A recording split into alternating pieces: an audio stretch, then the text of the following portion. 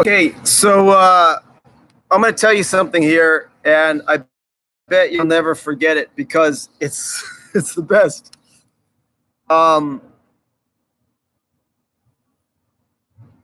One of my teachers once told me that when we're dealing with other people, we have to think of this metaphor.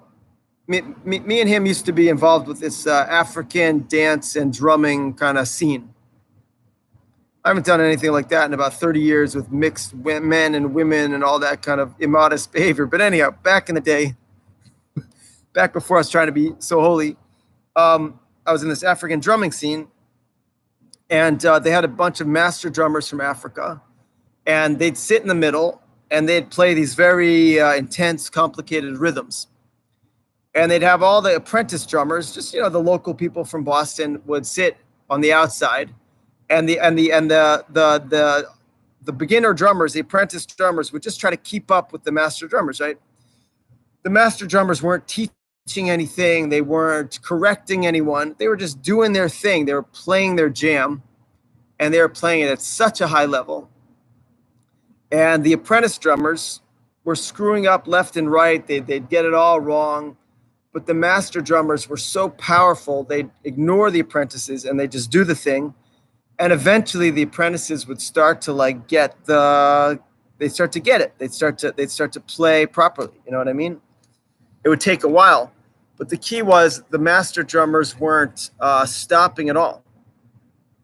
They weren't stopping. They weren't criticizing. They weren't correcting. They weren't teaching. They were just doing their thing. So this is the metaphor interpersonally with anyone in our life who's like off. Say we're dating someone or someone in our family or our boss or anyone in our life. We're trying to do our thing. We're trying to rock our jam. We're trying to live our life. And there's someone that's like off. They're like the apprentice doesn't get it, and they're playing off key and they're messing up the rhythm. If we stop and we criticize them and we try to teach them, it's very often a drag for everyone involved. If they want us to teach them, they'd ask us already. They would have signed up for our. So rather than correcting and instructing and criticizing, we just want to do our thing at the highest level. And the people we're connecting to that don't get it, they'll either, if they're distracting us from doing our thing, they'll either drop off and go do something else, or they'll start to get it. It's the same thing with singing on key. You'll be singing a song, you're singing on key, someone else is singing, they're totally off key. If they're powerful enough, they start to overshadow you and you can't do the song, right? Did you get where I'm going with this? So we all have to improve at this. Myself foremost. First and foremost. These videos are all for myself, and then if other people enjoy them, how much the better. So think about a master teacher in a school. They have 30 students. A couple of the students are really naughty. The master teacher, he goes over to the naughty students. Okay, hey, listen, come back to the class. They don't make a big deal about it. They're all about leading the class, and the naughty students either get kicked out of the class or they come in. Now, this is part of the thing. We can kick practically anyone out of our life except for our family. We can never kick our family out of our life. Even if we try to, it's a really bad idea. Some people try to do that, Some of my clients will say they haven't talked to their parents in 20 or 30 years. I tell them, that's not going to fly. That's not going to work if you want to get healthy. So we can't ever cut our family out, no matter how off the song is. We have to work on the song. Now, in terms of friends, we don't have to keep friends. In terms of teachers, in terms of bosses, in terms of relationships, obviously, if we're married, we want to think twice, think 1,000 and 10,000 times before getting divorced. But we're not bound to that. So there's never really a place to complain, ever, because if the other person is just too off, if they're too off key, we can leave. Except for family, we can never leave. That's why the 10 Commandments. One of the 10 Commandments is to honor our parents. Why would they put it in the Big Ten if it's not like a serious thing, worthy of the deepest dedication? Look down on us. Oh, I think my okay, my stream is back. When we're around people that look down on us, to not get swept into that takes a lot of concentration. You know what I mean? If someone's looking down on us, we don't have to hate them. We don't have to set them straight. We just have to be all the more wholesome and appropriate, right? So it's a very deep concept I'm talking about here. It's really, it sounds simple. It's not simple. For instance, say we meet someone and they just give us a bad vibe for no apparent reason. For us to give them an even better vibe back, very difficult, but that's the battle, right? All the battles in the world, they're really just metaphors of this, the better vibe versus the worst vibe. The like in Miami here, as soon as I got here, I started joking that Miami feels a bit like Saddam. In the Torah, Saddam was a very dark place, So for me to just be as bright and happy and giving and easygoing as possible in Miami, that's a huge accomplishment, which I haven't quite mastered yet. I'm getting there. I've been here. So the famous saying, we have to teach by example. We have to teach by example. And our example is no matter what's going around us, just to give the absolute best energy. And there'll be certain situations that we can't overcome. In those kind of situations, it's best for us to just either leave or endure it, without making a scene.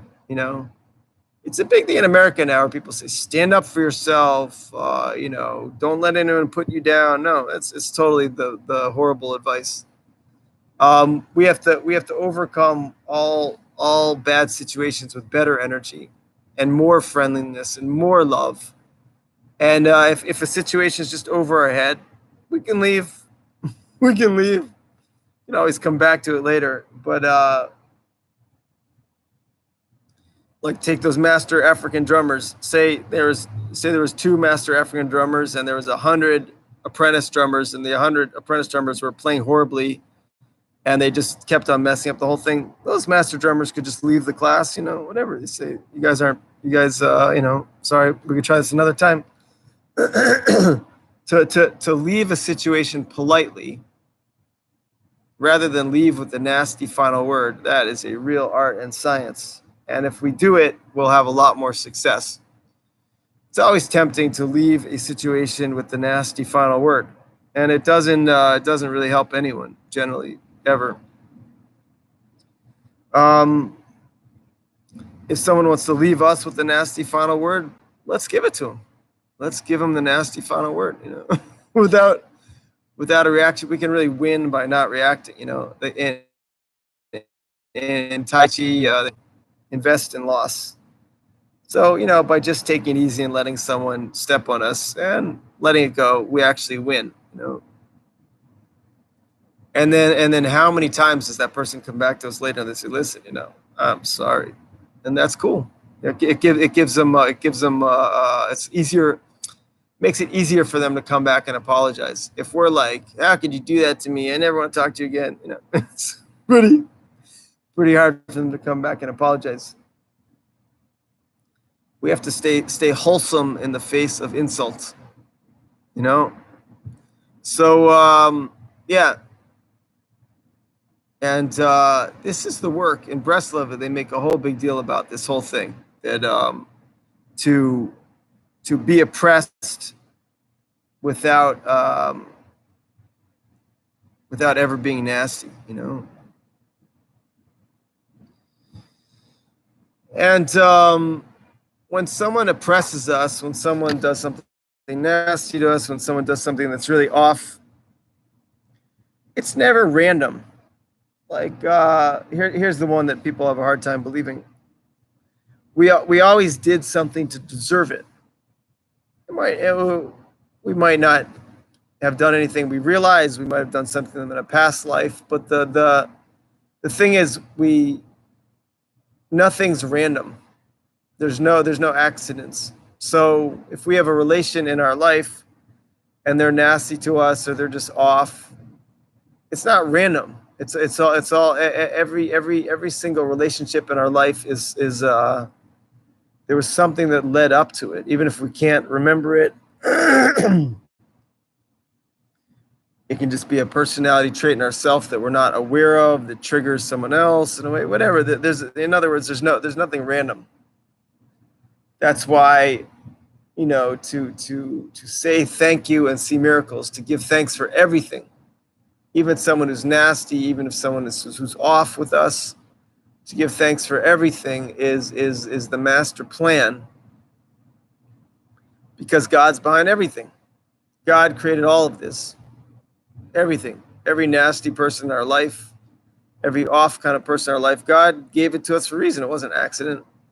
So if we love God, if we appreciate God, then we say, okay, I'm not particularly enjoying this right now, but there's some mysterious ways behind this. The Lord works in mysterious ways, something mysterious behind this, and I'm just gonna like smile and grin and bear it, you know.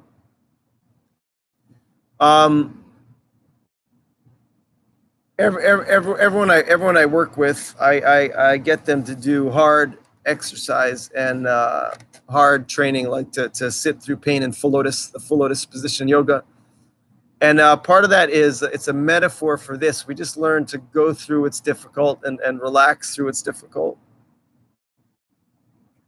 If we have a time period every day when we relax through something that's difficult on purpose, how much more realistic is it for us to relax through something that's difficult, that's involuntary, someone being nasty to us? To be insulted to our face and accept it is a level that once we're able to do that, we can go forward with so little hesitation into any situation, right? When I was marketing my business on the street a lot, I realized it was such a great opportunity to just deal with people's nastiness. I'd say, excuse me, ma'am, excuse me, sir, can I tell you about my business? You know, 95% of the people would just be nasty. And it was, such a great opportunity to just like love people anyways, you know? So whatever we can do to go through it on purpose every day. Now, physical training is great. No pain, no gain. We can bring on the pain, go through it, relax through it, breathe through it. Then we just take ourselves up to another level. And it can really be anything in our life, anything wholesome and positive we do, where we persevere long enough in it to go through our resistance, to go through our hesitation, to go through our pain. Anything like that we do is training us for the next level, right? And then there's all the involuntary things we're going to get in our life.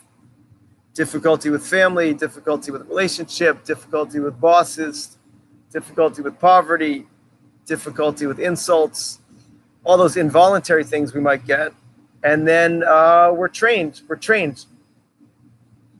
What's the whole secret of the military? The secret of the military is they just train people like crazy. And then when there's a battle, they're ready, you know, so we can apply that to our life, right? Okay, I think I've beaten the dead horse with this talk. Love to hear back from you. God bless you. And let's all train in this together. All right, peace.